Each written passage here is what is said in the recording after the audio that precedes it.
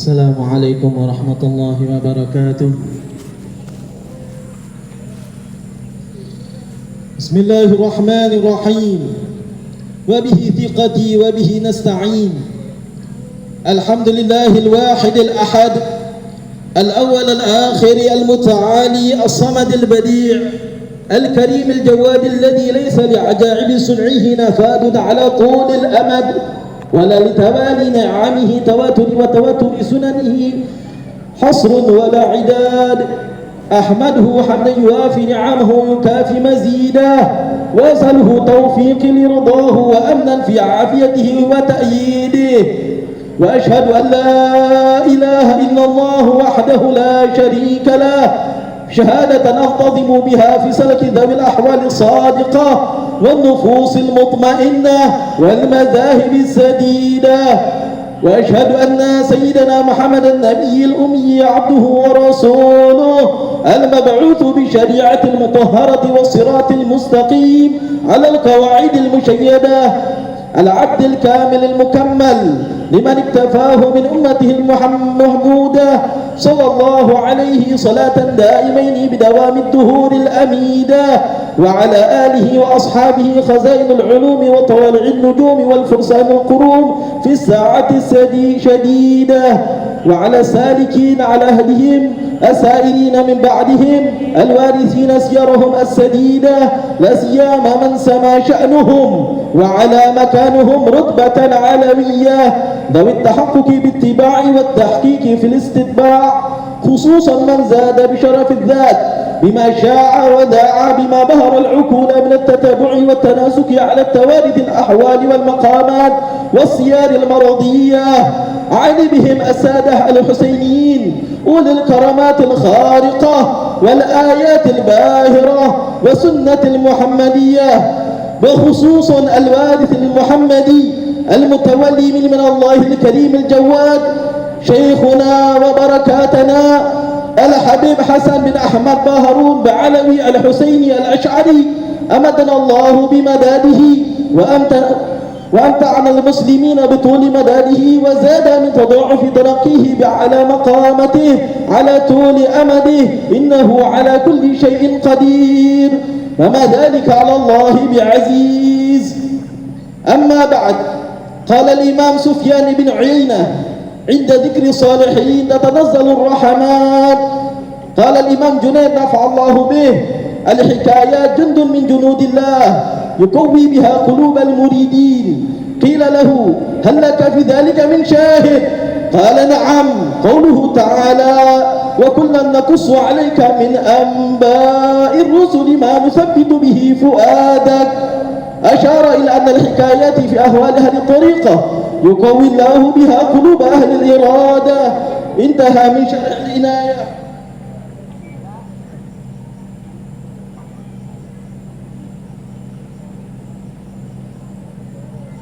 Sekilas biografi singkat Al-Habib Hasan bin Ahmad Baharun, pendiri Ma'had Darul Lughah wa Ta'wah Bangil, Pasuruan, Jawa Timur.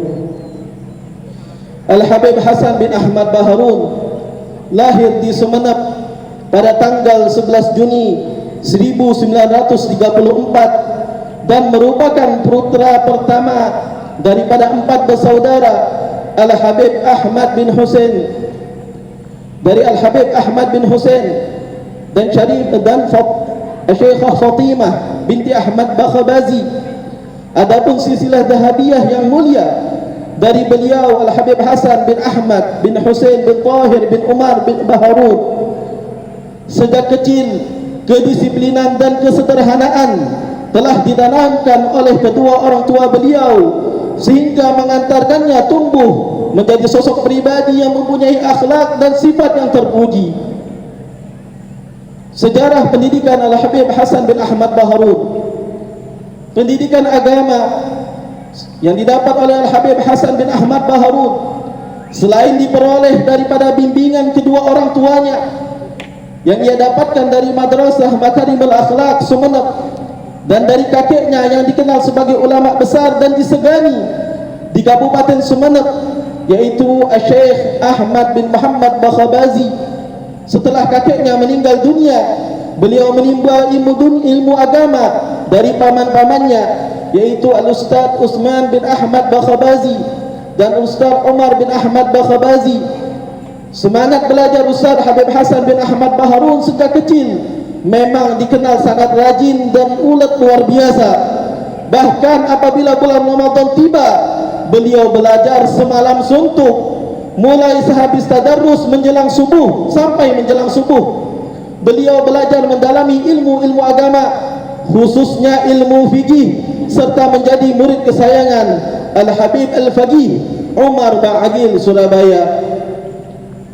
Di samping pendidikan agama beliau juga menuntut pendidikan ilmu umum, mulai daripada sekolah rakyat, yaitu sekolah yang setingkat SD pada zaman tersebut, pendidikan guru agama PGA selama 6 tahun, dan hanya sampai kelas 4 karena pindah melanjutkan ke SEMEA di Surabaya. Masa remaja dan pengalaman organisasi Al-Habib Hasan bin Ahmad Baharun. Semasa remaja beliau senang berorganisasi, baik remaja masjid ataupun organisasi lainnya seperti Persatuan Pelajar Islam PPI. Bahkan beliau pernah diutus untuk mengikuti muktamar PPI se-Indonesia yang diselenggarakan di Semarang, dan pernah menjabat sebagai ketua pandu Fatahul Islam di Sumeneb. Beliau aktif pula di partai politik, yaitu Partai NU Nahdlatul Ulama, dan menjadi jurkam yang dikenal dengan berani dan tegas menyampaikan kebenaran. Dan di Pasuruan beliau menjabat sebagai ketua Majelis Ulama MUI sampai akhir hayat beliau.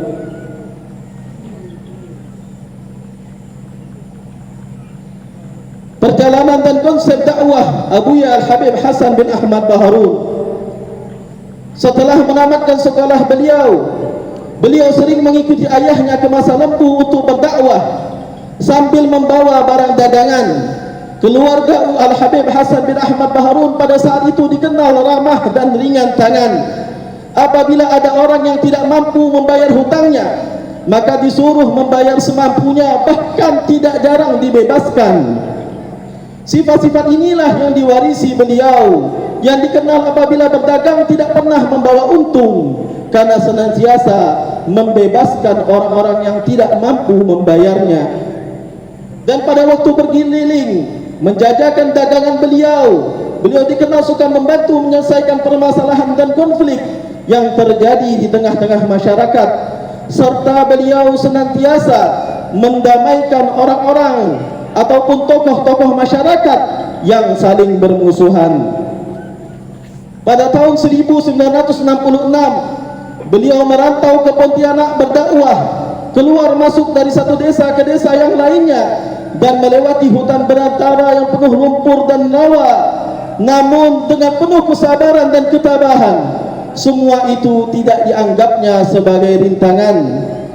Dengan penuh kearifan dan bijaksana dikanalkannya dakwah Islam kepada orang-orang yang masih awam terhadap ilmu Islam.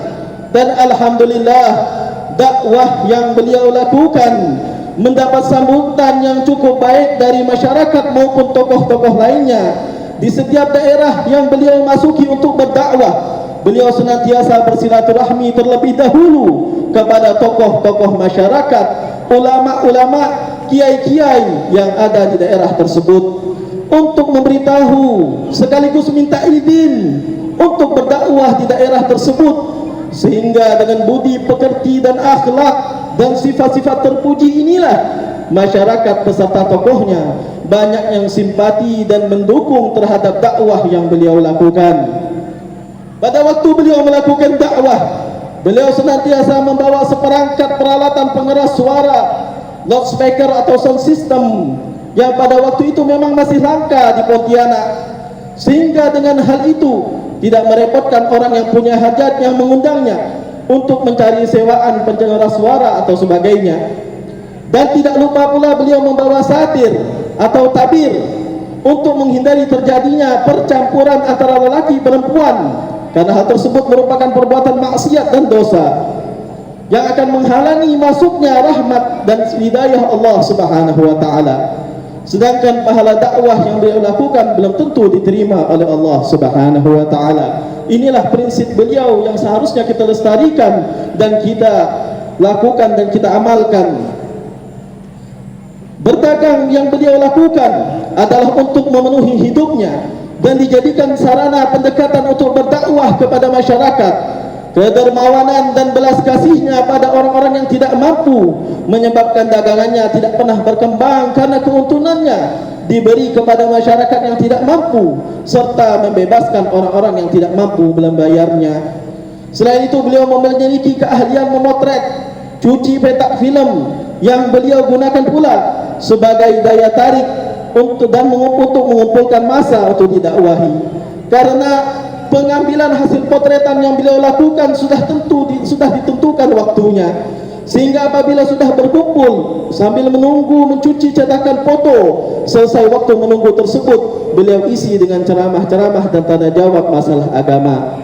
Selain berdakwah, beliau pun aktif di dalam partai politik, yaitu Partai NU, yang menjadi jurkam yang pemberani dan tegas dalam menyampaikan kebenaran.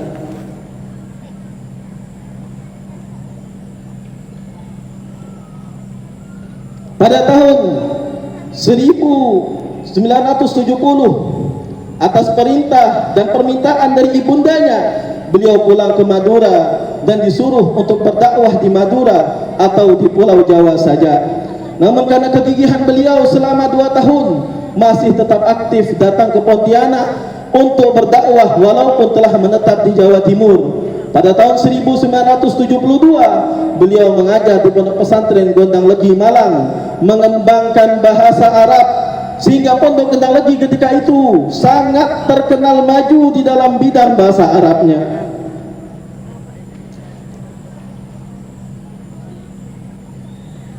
Pemikiran dan konsep-konsep pendidikan Abuya Al-Habib Hasan bin Ahmad Baharun. Secara singkat kami uraikan beberapa pemikiran konsep-konsep pendidikan yang didapat kami tangkap daripada ungkapan-ungkapan dan ide serta realitas yang beliau jalankan dalam mengelola lembaga pendidikan dan pondok pesantren. Antara lainnya, apabila seorang kiai sudah mendirikan pondok, maka ia harus rela meninggalkan semua aktivitas dan hobinya yang ada di luar pondok yang dapat mengganggu konsentrasinya dalam membina santrinya. Beliau mengibaratkan seorang pengasuh pesantren sebagai induk ayam yang sedang mengerami telur. Apabila sering meninggalkan sarangnya, kemungkinan besar telur tersebut tidak menjadi menetas dan telur tersebut akan busuk. Di antaranya, untuk mendirikan pondok pesantren harus dijiwai dengan ikhlas dan guru-guru yang akan mengajar harus diseleksi tingkat keikhlasannya, sehingga tidak akan menularkan kepada santrinya ilmu yang tidak ikhlas dan seterusnya. Apabila diniati dengan hatinya ikhlas, maka pondok pesantren tidak usah khawatir akan datang murid, sebab Allah Subhanahu wa taala sendiri yang memproklamasikannya, Allah sendiri yang mengumumkannya melalui para malaikat dan menanamkan kemantapan serta kepercayaan di hati kaum muslimin terhadap pondok tersebut. Begitu jawaban Ustaz Hasan Baharun ketika ditanya sistem promosi yang dipakai pondok sehingga sangat cepat berkembang. Santrinya berasal dari berbagai provinsi, bahkan dari beberapa negara tetangga. Di antaranya juga sasaran yang diutamakan dan mendapat perhatian khusus dari beliau adalah putra-putra kiai, putra-putra habaib, khususnya yang mempunyai pondok pesantren dan majlis taklim. Hal ini dikarenakan mereka sudah ditunggu oleh umat sebagai proses pengkaderan agar mereka bisa menjadi penerus orang tua mereka dalam memimpin dan mengelola pondok pesantrennya serta majelis-majelisnya.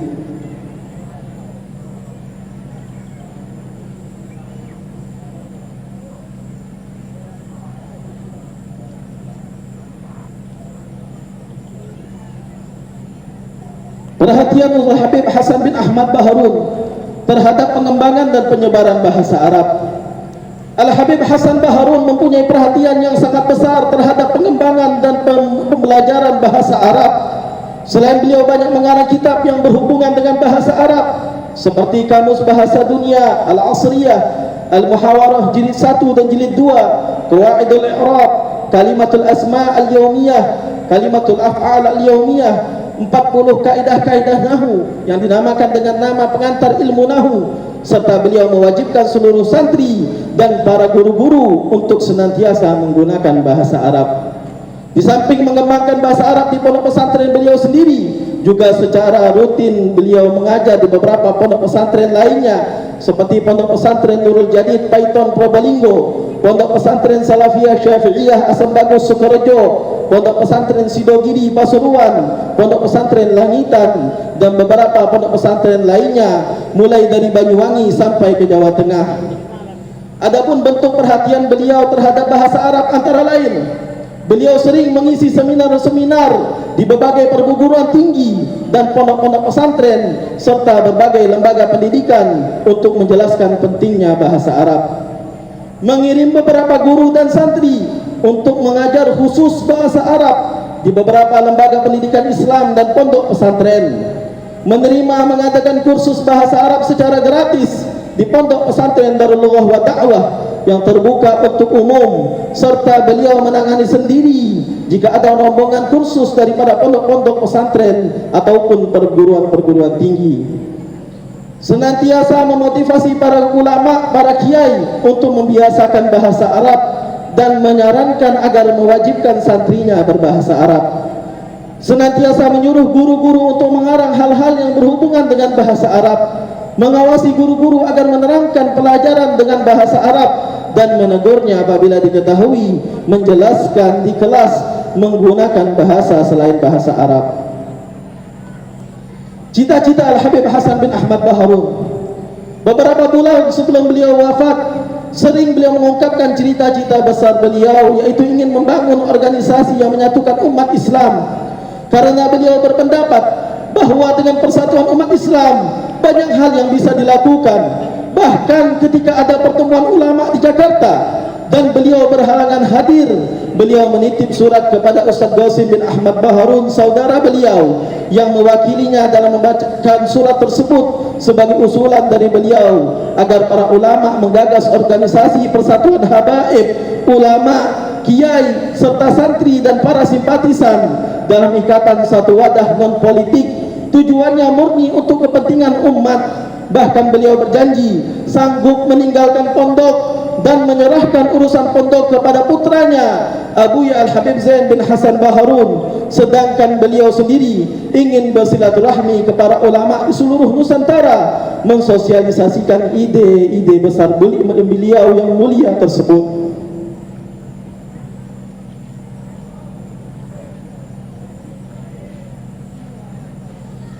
Dan seperti itulah manakib atau tarajim singkat yang kami bisa bacakan daripada manakib Abuya Al-Habib Hasan bin Ahmad Baharun.